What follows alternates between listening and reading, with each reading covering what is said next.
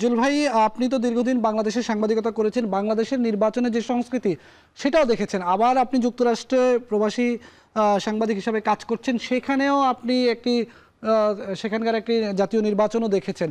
সব মিলিয়ে আপনাকে যদি আমি একটু তুলনা করতে বলি যে এখানকার নির্বাচনী প্রচারণার যে সংস্কৃতি আর যুক্তরাষ্ট্রে বা উন্নত দেশগুলোর নির্বাচনী প্রচারণার যে সংস্কৃতি, মিল অমিলটা কোথায় আসলে? জি, বেলাত এখন টেলিভিশনের দর্শকদেরকে ধন্যবাদ। মিলটা আসলে খুঁজতে যাওয়াটা অনেকটা ঠিক হবে না। ঠিক হবে না এই কারণে যে আমেরিকান নির্বাচন ব্যবস্থা এবং বাংলাদেশের নির্বাচন ব্যবস্থা দুটো কিন্তু অনেক বেশি পার্থক্য চোখে পড়বে। কারণ বাংলাদেশের নির্বাচন হচ্ছে দলের সাথে দলের। অর্থাৎ এইখানে পুরো বিএনপিকে পারফর্ম করতে হবে, পুরো জামাতকে পারফর্ম করতে হবে। অন্যদিকে আমেরিকার যে নির্বাচনটা হয় আমরা যেটা দেখি এখানে আসলে একটা ব্যক্তি বের হয়ে আসেন। তিনি হয়তো 5 বছর আগে থেকে নিশ্চিত নন তিনি প্রেসিডেন্ট পদে নির্বাচন করবেন রিপাবলিকান পার্টি অথবা ডেমোক্রেটিক পার্টি থেকে।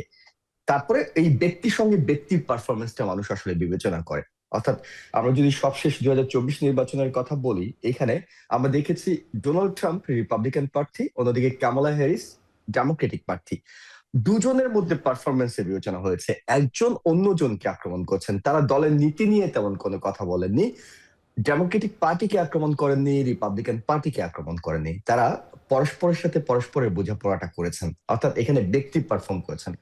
অন্যদিকে বাংলাদেশে যেটি দেখা যাচ্ছে এখানে কিন্তু তারেক রহমান এবং ডক্টর শফিকুর রহমান অর্থাৎ দুই রহমানের মধ্যে প্রতিযোগিতা হচ্ছে না।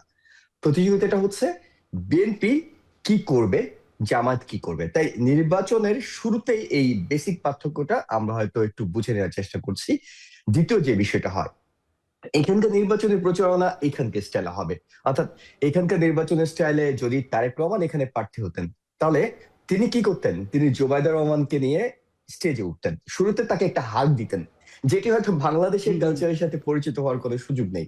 অন্যদিকে আমরা ডাক্তার শফিকুর রহমানের স্ত্রীর নামটাও ভালো করে জানি না। অর্থাৎ এইখানে দলটা মুখ্য, আমেরিকাতে ব্যক্তি মুখ্য। তবে এখানে কি আক্রমণ হয় না? হ্যাঁ, আক্রমণ হয়।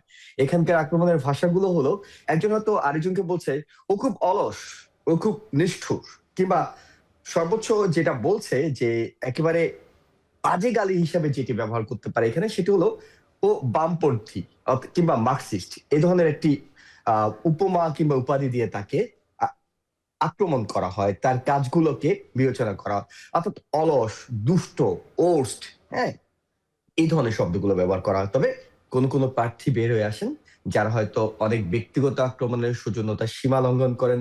তিনি যদি প্রতিপক্ষ নারী হন তাকে দুর্বল হিসেবে উপস্থাপন করার চেষ্টা করেন, তিনি নারী, তিনি দুর্বল, তিনি পারেন না। এইভাবে আসলে আমেরিকার প্রচারণাটা চলে, যেটি হয়তো বাংলাদেশের সাথে আপনি আপনার প্রশ্নের উত্তরে বলছি একেবারে স্পেসিফিক, সেটা হলো তুলনাটা খুব একটা যায় না, যাবে না জি। এই কারণে যে এখানেও ব্যক্তিগত আক্রমণ হবে কিন্তু সেটি সৌজন্যতার মধ্যে থাকে। অন্যদিকে বাংলাদেশে দলগত আক্রমণ হয়, অর্থাৎ একটা দল গত 5 বছর কি করেছে, সামনের 5 বছর কি করবে, সেগুলো নিয়ে আসলে দুটো দেশের প্রচারণার পার্থক্যটা।